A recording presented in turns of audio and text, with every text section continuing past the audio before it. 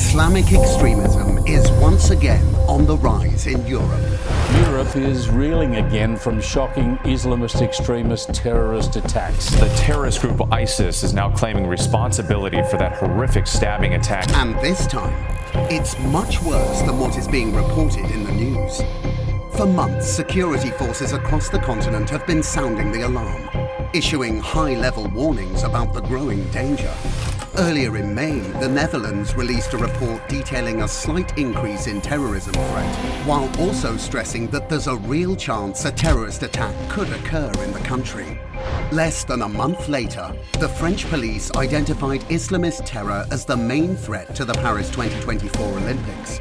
And by the time the Games were done, the country's National Anti-Terrorist Prosecutor's Office said it had foiled at least 3 terrorist attacks. This, sadly, is the new reality in Europe. But what exactly led to this radical Islamic revolt? And how can we put an end to it? Welcome to Living History. Islam has had its eye on Europe for longer than you may think. You see, shortly after the demise of the Prophet Muhammad in 632 CE, his father-in-law, Abu Bakr, emerged as the new leader of Islam. Keen to spread Islam to as many regions as possible, Abu sent his army on a conquest voyage. And on they went, conquering parts of Asia, Africa, and eventually Europe in 711 CE. Initially, they captured Spain, but in less than a decade, nearly all parts of the Iberian Peninsula, which comprises Portugal, Andorra, Gibraltar, and some parts of France, were under their rule. But in 732 CE, the inevitable happened. The Islamic army suffered a crushing defeat at the hands of Charles Martel during the Battle of Tours. Not long after, the European Crusades and Reconquista joined forces to reclaim Jerusalem from Muslim control. But it didn't last long, because the Muslims launched a counterattack to retake the Holy Land. They also established the Ottoman Empire to reassert their dominance on the continent. This, though, was only the beginning of the tension and chaos that was about to sweep through the continent. Flash forward to 1914. World War I broke out, forcing European powers to look to their colonies for manpower, to bolster their militaries and fill the labour gaps left by the war. France, in particular, drafted over 250,000 soldiers and 119 labourers from its North African colonies to fight on the front lines and work in critical sectors like farming, munitions, and chemical industries. Most of these North Africans returned home after the war, but some stayed back and married local women, laying the foundation for future generations of Afro-French citizens. Across the Channel, England followed a similar strategy, employing Yemeni workers to fill the roles left by Britons drafted into the Royal Navy. It didn't seem like a problem at the time because it had worked well in France, and the British expected to get the same result. But their little experiment imploded in 1919. A race riot broke out in England as members of the Yemeni neighbourhoods in South Shields, Liverpool and Cardiff clashed with the local English communities. These violent clashes were further aggravated when the British citizens returned from military service to find that their jobs had been stolen by Arabians.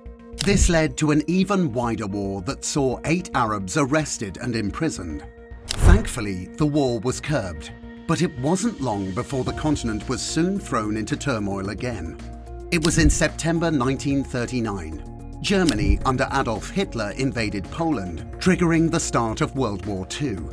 By the time the carnage ended in 1945, some 75 million people had paid the ultimate price. This left the continent reeling from another labour crisis. To fix this deficit, European countries, particularly the colonial powers such as France and the UK, opened their borders once again to immigrants from Muslim countries. By 1962, the number of Algerians living in France had hit 350,000. Since then, that number has risen significantly to over 5 million, representing nearly 10% of the entire French population. Similarly, the estimated Muslim population in the UK has soared to 4 million. Altogether, the Muslim population in Europe has risen from 30 million in 1990 to 44 million in 2010. And that doesn't even include the 86 million Muslims living in Turkey. But make no mistake, this doesn't necessarily mean that Europe has always welcomed immigrants with open arms.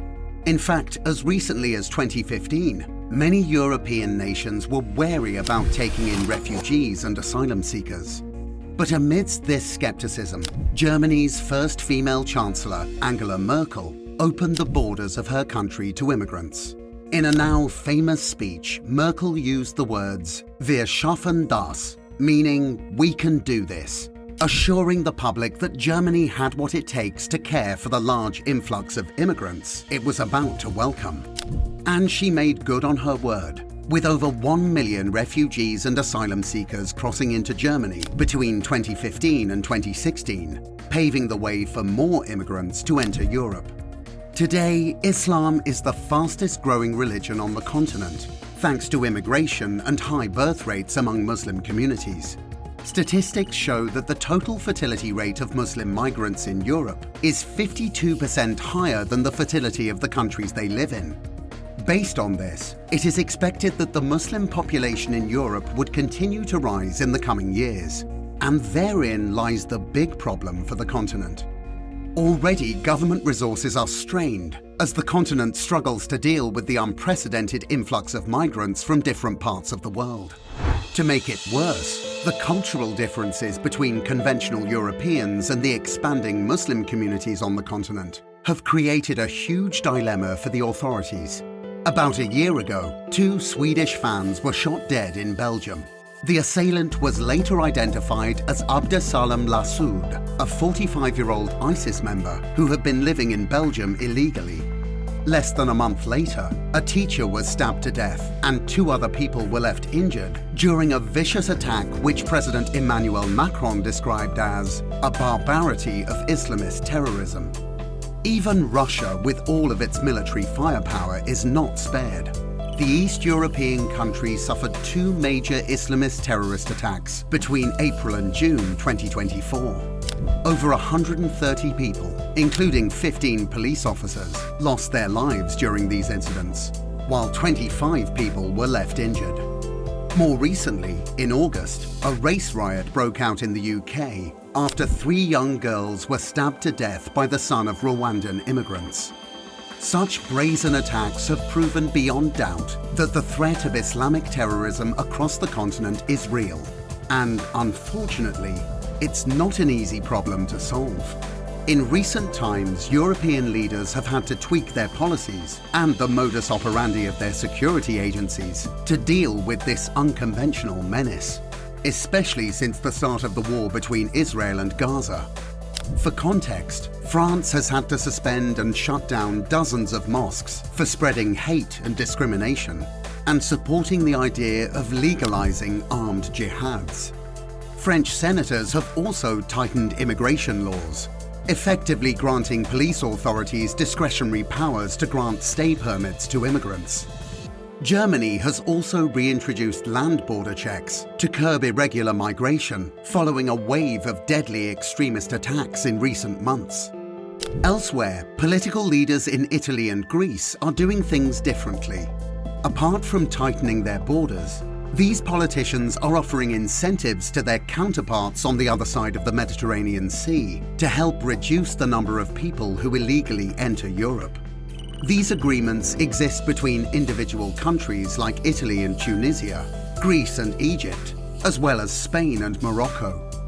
But it doesn't end there. The European Union also has similar agreements in place with a number of African countries. Between 2015 and 2021, the organisation has disbursed €400 million to Tunisia, Morocco and Mauritania. A further $500 million is expected to have been disbursed by 2027. But despite these huge financial commitments, there doesn't seem to be an end in sight. And that's because the immigration crisis and Islamic extremism crisis that confronts Europe is far beyond what money can fix. It's a long-standing problem that requires solutions beyond what the leadership of the European Union is currently doing. To find out more, check out my next video about the return of Islam in Greece.